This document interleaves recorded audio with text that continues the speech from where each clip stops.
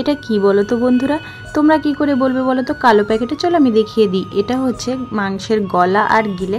এটা আমার বর এনেছে, বর ভীষণ খেতে ভালোবাসে, তো আমাকে বললো একটু কষা কষা করে বানিয়ে দাও। তো সেই মুহূর্তে আমি বললাম ঠিক আছে, তোমাকে বানিয়ে দিচ্ছি, আর আমি একটু আমার ভিডিওটা শেয়ার করি, আমার বন্ধুদের সাথে একটু রেসিপিটা শেয়ার করি।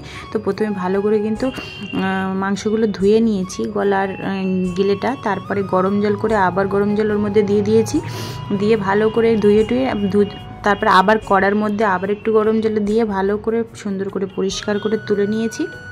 আর এটা খেতে কারা কারা ভালোবাসে অবশ্যই জানিয়ে কমেন্টে। আমার বর ভীষণ ভালোবাসে, আমি তেমন ভালোবাসি না, আমি মুরগির পাটা খেতে ভালোবাসি, একদিন পায়ের রেসিপি করে দেখাবো। আর এটা হচ্ছে সুন্দর করে ছোট ছোট করে টুকরো করে কেটে নিয়ে আবারও ঠান্ডা জলে ধুয়ে নিয়ে আবার ঝুড়ির মধ্যে জল ঝরাতে রেখে দিয়েছি। তারপর ম্যাজিকের মতো পেঁয়াজ রসুন আদা সব কেটে নিয়েছি। তো তারপরে এখানে আদা আর এই যে রসুনটা ভাবলাম পেস্ট করব, তা আর করলাম না, হাতেই একটু করে নিচ্ছি। তো এরকম করে ম্যাজিকের মতো সমস্ত সব করে নিলাম। আর এরপরে কড়াই গরম বসিয়ে দিয়েছি, দিয়ে সর্ষের তেল দিয়ে দিয়েছি, আমার সেই কালো কড়াইটা দিয়ে দিয়েছি। তো এর এখনও গতি করতে পারলাম না। তারপরে তেজপাতা আর গরম মশলা ফোড়ন দিয়ে ওর মধ্যে পেঁয়াজ দিয়ে দিয়েছি, দিয়ে সুন্দর করে ভেজে নিয়েছি। নিয়ে তারপরে আদা রসুনটা দিয়ে দিলাম, দিয়ে একটু ভাজা করে নিলাম। ভিডিওতে যত তাড়াতাড়ি দেখাচ্ছি তত তাড়াতাড়ি কিন্তু হয়নি। তারপর লবণ আর হলুদ দিয়ে দিয়েছি, আর কাঁচা লঙ্কা দিয়ে ভালো করে কষাই করে নিয়ে ওর মধ্যে টমেটোও দিয়ে দিয়েছি, দিয়ে ভালো করে কষে টষে নিয়ে মাংসটা দিয়ে দিয়েছি, মানে গলার গিলেটা দিয়ে দিয়েছি। এবার ভালো করে মেশাতে হবে। কিছুক্ষণ ভালো করে মেশানোর পরে এর মধ্যে দিয়ে দিয়েছি আমি লবণ, হলুদ আর যা যা মশলা লাগবে সেগুলোই দিয়ে দিয়েছি। যেমন মশলার ভিতরে আছে ধনিয়া গুঁড়ো, জিরে গুঁড়ো, আর আছে লঙ্কার গুঁড়ো। লঙ্কাটা একটু বেশি দিয়েছি, খেতে একটু ভালো লাগে কষা কষা, আর একদম কষা কষা বানাবো।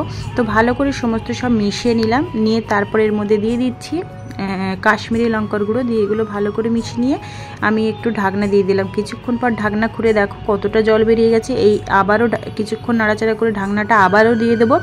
দিয়ে দেওয়ার পরে দেখো আবারও ঢেকে দিয়েছি। এরপর ঢাকনাটা কিছুক্ষণ পরে খুললাম, দেখো জলটা মরে তেলটা বেরিয়ে গেছে। এবার আস্তে আস্তে কষতে থাকবো। তো সুন্দর করে কষা করে নিচ্ছি। আর একটু কিছু রসুন আস্তে আস্তে রেখেছিলাম, যাতে এটা কষার সময় খেতেও অনেকটা টেস্টি লাগে। তারপর কিছুক্ষণ কষাই করার পরে দেখতে পাচ্ছি আমি গরম মশলা দিয়ে দিয়েছি। গরম মশলা দিয়ে আবারও কিছুক্ষণ নাড়াচাড়া করে নিয়ে এই যে শীতকাল মানে ধনেপাতা তো দিতেই হবে, ধনেপাতা দিয়ে দিলাম, আরও সুন্দর একটা ফ্লেভার আসবে। তো সুন্দর করে দেখো কষা হয়ে গেছে আমার রান্নাটা। তো চলো টাটা। এই রান্নাটা কে কে অবশ্যই খেতে ভালোবাসে অবশ্যই জানিয়ে। চলো টাটা, দেখা হচ্ছে নেক্সট ভিডিওতে। ততক্ষণ সবাই লাইক করতে থাকো।